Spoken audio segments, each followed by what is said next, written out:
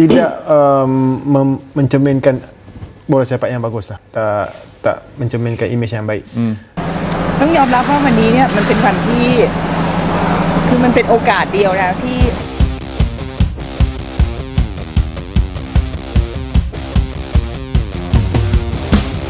Jelang laga ronde 4 kualifikasi Piala Dunia, Saif Esali, Madam Pang, dan Kim Sang-sik memberikan komentar mengejutkan ini sampai buat publik heboh.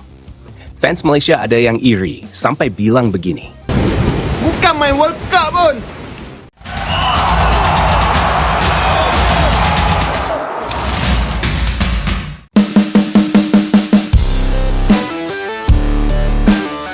Sorotan dunia sepak bola Asia akan tertuju ke satu kota, Jeddah, Arab Saudi. Di bawah langit gurun yang membara, timnas Indonesia bersiap menjalani laga pertama ronde keempat kualifikasi Piala Dunia 2026. Pertarungan besar melawan Arab Saudi jadi pintu pembuka. Sebelum 3 hari kemudian, Garuda harus menghadapi Irak. 2 lawan berat. Dan 2 laga yang bisa menentukan apakah mimpi besar Indonesia menuju panggung dunia akan terus menyala atau padam di tengah jalan. Tapi menariknya, sebelum laga ini dimulai, bukan cuma publik Indonesia yang berdebar.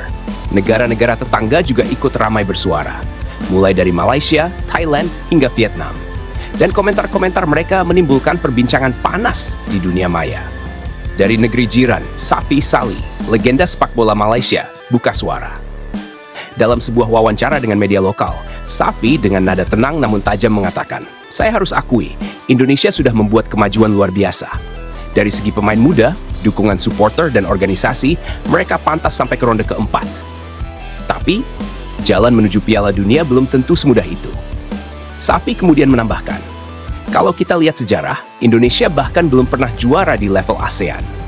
Jadi saya masih ragu, apakah mereka benar-benar sudah siap menembus level Asia." Komentar itu langsung menyulut perdebatan.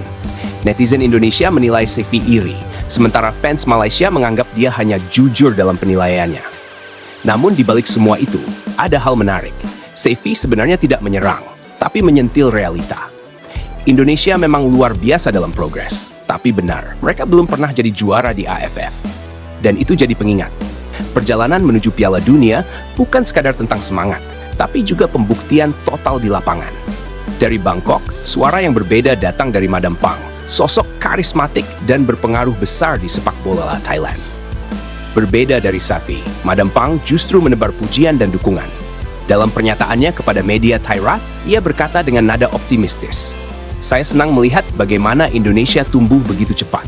Mereka punya pemain muda yang berani, punya pelatih dengan visi jelas, dan sekarang mereka membawa harapan besar untuk Asia Tenggara." Madam Pang bahkan menambahkan, kalau satu negara ASEAN bisa tembus ke Piala Dunia, itu akan jadi kebanggaan bagi seluruh kawasan, bukan hanya Indonesia. Sontak, kata-kata itu membuat publik Thailand ikut mendukung Indonesia secara diam-diam. Ada rasa hormat di antara rival lama. Thailand tahu, rivalitas bisa panas di AFF, tapi di level Asia, mereka ingin ada wakil dari ASEAN yang akhirnya menembus langit. Sebuah sikap yang elegan. Dan di tengah komentar-komentar sinis dari negara lain, ucapan Madam Pang terasa seperti angin sejuk dari utara. Lain halnya dengan Vietnam. Pelatih kepala mereka, Kim Sang-sik, baru-baru ini memberikan komentar yang membuat netizen panas. Dalam sebuah konferensi pers, setelah sesi latihan Vietnam U23, seorang jurnalis menanyakan pendapatnya tentang peluang Indonesia di ronde keempat. Dan Kim menjawab dengan senyum tipis, "Indonesia bermain bagus, tapi mereka terlalu cepat merasa besar. Kompetisi di level Asia sangat berbeda. Mereka harus belajar dulu bagaimana konsisten di turnamen seperti IFF sebelum bicara Piala Dunia." Nada sinis itu langsung jadi bahan perbincangan di media sosial. Banyak netizen Indonesia menilai, Kim seakan menyindir bahwa kesuksesan Indonesia hanya sesaat. Dan sindiran itu seolah jadi bensin tambahan bagi semangat Garuda. Karena satu hal yang pasti, tim ini sudah kenyang diremehkan. Dan setiap kali diragukan, mereka justru tampil menggigit. Menariknya, komentar dari 3 negara ini, Malaysia, Thailand, dan Vietnam, seolah menggambarkan 3 sisi dari rivalitas Asia Tenggara. Saif Sali mewakili suara ragu-ragu, realistis tapi dingin. Madam Pang mewakili suara optimisme dan solidaritas kawasan. Kim Sang-sik, ia mewakili ego dan superioritas lama yang enggan melihat Indonesia naik level. Namun di balik itu semua, ada satu kenyataan yang tak bisa diabaikan. Indonesia kini bukan lagi tim yang bisa diremehkan. Dengan skuad yang diisi oleh pemain muda Eropa dan mental yang terbentuk dari laga-laga berat di ronde sebelumnya, tim ini datang ke Jeddah bukan sekadar untuk berpartisipasi, tapi untuk melawan. Indonesia kini memikul harapan itu. Safi boleh ragu, Kim boleh sinis, tapi mungkin justru komentar-komentar itulah yang akan membakar semangat Garuda di Jeddah nanti. Karena di balik semua keraguan dan ejekan, ada satu hal yang tak bisa dipatahkan, semangat Indonesia untuk menulis sejarah. Aku lihat memang banyak orang Indonesia yang cepat sekali besar kepala. Baru masuk ronde 4 kualifikasi saja sudah heboh seperti sudah pasti lolos ke Piala Dunia. Padahal kalau dilihat dari sejarah, di level ASEAN saja mereka belum pernah juara. Bukan mau merendahkan, tapi faktanya Indonesia hanya kuat kalau main di kandang sendiri. Begitu bermain di luar negeri, langsung kehilangan arah. Lawan Arab Saudi nanti baru akan kelihatan seberapa kuat mereka sebenarnya. Kadang aku rasa hype yang mereka buat itu lebih besar daripada pencapaian di lapangan. Aku setuju dengan ucapan Saifi Salih.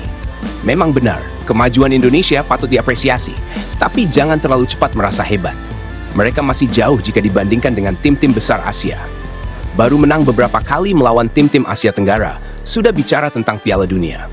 Malaysia pun pernah berada di posisi bagus, tapi kami tahu batas kemampuan kami. Bedanya fans Indonesia seolah tidak bisa menerima kritik, langsung bilang orang iri. Padahal yang dikatakan itu semua fakta. Yang membuat aku heran, setiap kali ada orang luar memberi pendapat jujur, fans Indonesia pasti langsung marah. Safi bicara dengan sopan pun dibilang iri hati. Kalau mereka benar-benar yakin dengan kemampuan timnya, tak perlu emosi. Masalahnya, mereka terlalu terbawa semangat nasionalisme sampai lupa kenyataan permainan di lapangan. Menang SEA Games pun belum tentu.